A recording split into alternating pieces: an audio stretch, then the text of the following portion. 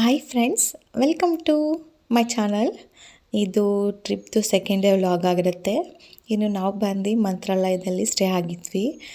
Night 10 ಅಷ್ಟರಲ್ಲಿ ಮಂತ್ರಾಲಯಕ್ಕೆ ಬಂದು ರೀಚ್ ಆಗಿ, ಇನ್ನು ಬೆಳಗ್ಗೆ ಬೇಗ ಎದ್ದು ದರ್ಶನಕ್ಕೆ ಹೋಗೋಣ ಅಂತ ಹೇಳಿ 7 ಅಷ್ಟರಲ್ಲಿ ಅಲ್ಲಿ ದರ್ಶನಕ್ಕೆಲ್ಲ ಸ್ಟಾರ್ಟ್ ಮಾಡ್ತಾರೆ.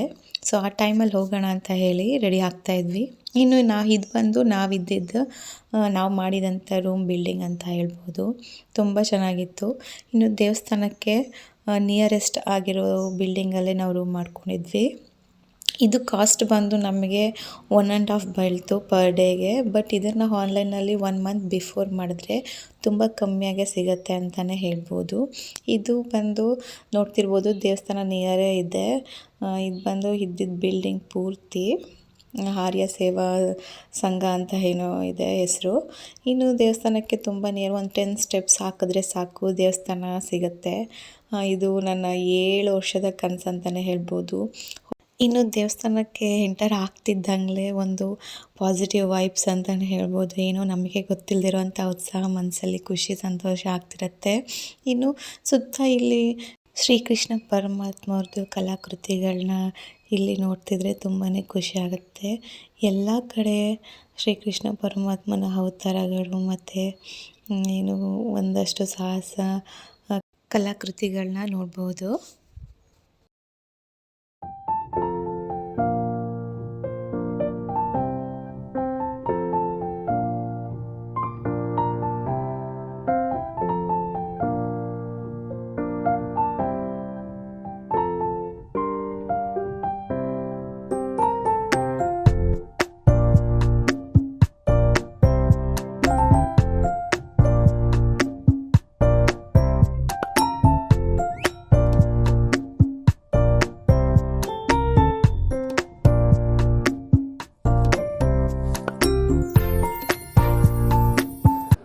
ಇನ್ನು ರಾಯರ ದರ್ಶನ ಮುಗಿಸ್ಕೊಂಡು ಬೇಗನೆ ದರ್ಶನ ಆಯ್ತು ಅಂತಲೇ ಹೇಳ್ಬೋದು.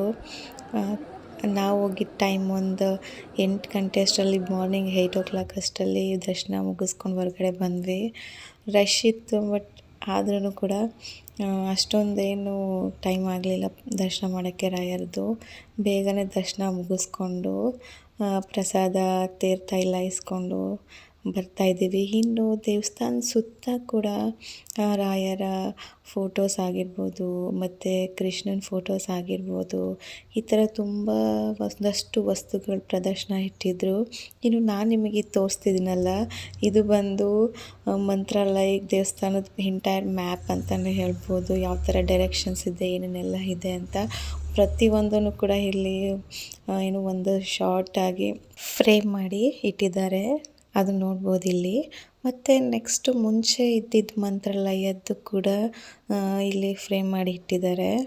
ಇನ್ನು ಕೆಲವೊಂದು ಲೈಬ್ರರಿ ಆಗಿರ್ಬೋದು ಮತ್ತು ಮನೆಗೇನಾದರೂ ವಸ್ತುಗಳು ತೊಗೊಂಡೋಗೋಕ್ಕೆ ರಾಯರದ್ದು ದೇವಸ್ಥಾನದಿಂದ ಅಂತಂದರೆ ಎಲ್ಲವನ್ನು ಕೂಡ ಇಲ್ಲೇ ಅವೈಲಬಲ್ ಇರುತ್ತೆ.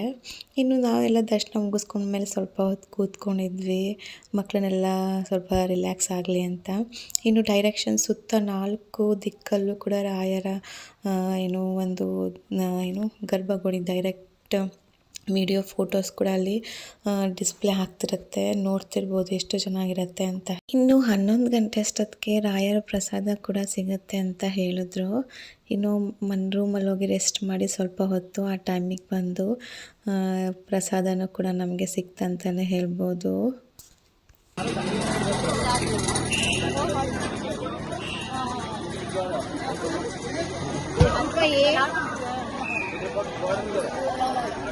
₹5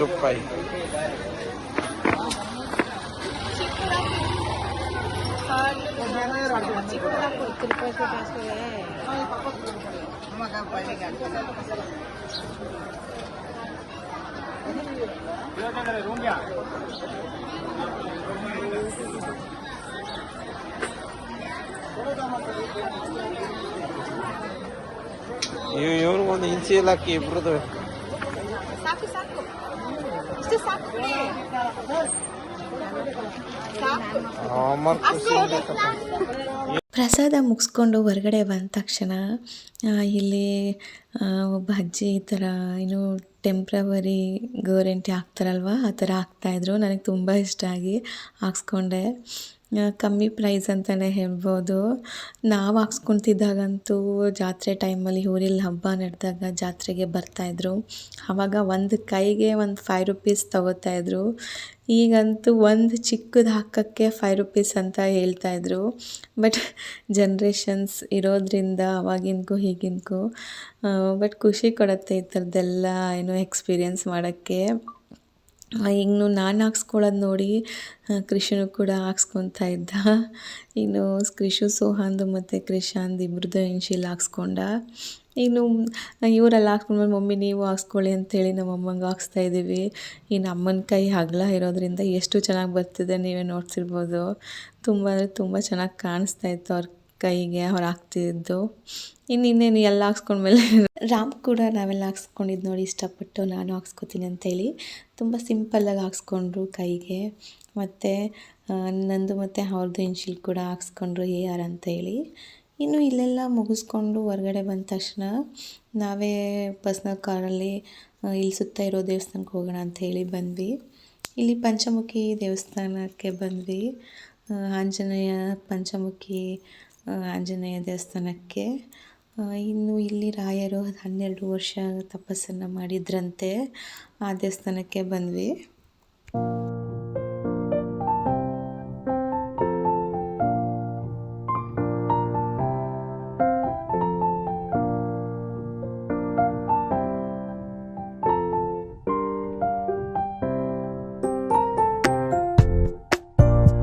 ಅಲ್ಲಿಂದ ಬಿಚ್ಚಾಲೆ ದೇವಸ್ಥಾನಕ್ಕೆ ಬಂದ್ವಿ. ಇಲ್ಲಿ ಬೃಂದಾವನಕ್ಕೂ ದಾರಿ ಇದೆ. ಇನ್ನು ರಾಯರು ಬಳಸ್ತಿದ್ದಂಥ ಕೆಲವೊಂದು ವಸ್ತುಗಳನ್ನ ಇಲ್ಲಿ ಮಾಡಿಟ್ಟಿದ್ರು. ಹಾಗೆ ನೀವು ನೋಡ್ತಿರ್ಬೋದು ಅಲ್ಲಿ ಬೃಂದಾವನದಲ್ಲಿ ಪೂರ್ತಿಯಾದಂಥ ವಿಡಿಯೋ ಇದು. ರಾಯರ 100 ವರ್ಷಗಳ ಕಾಲ ಇಲ್ಲಿ ವಾಸವಾಗಿದ್ರಂತೆ. ನಾನು ಸ್ವಲ್ಪ ವಿಡಿಯೋ ಮಾಡಿಕೊಂಡೆ ಅಷ್ಟೇ ಇದನ್ನು.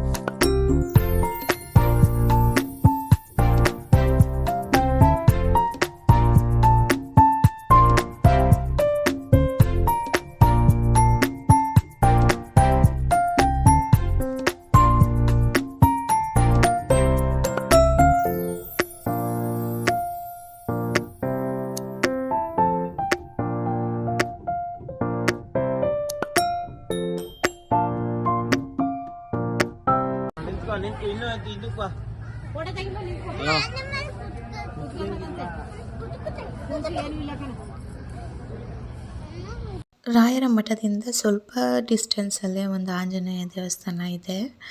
ಇಲ್ಲಿಗೂ ಕೂಡ ಹೋಗಿದ್ವಿ.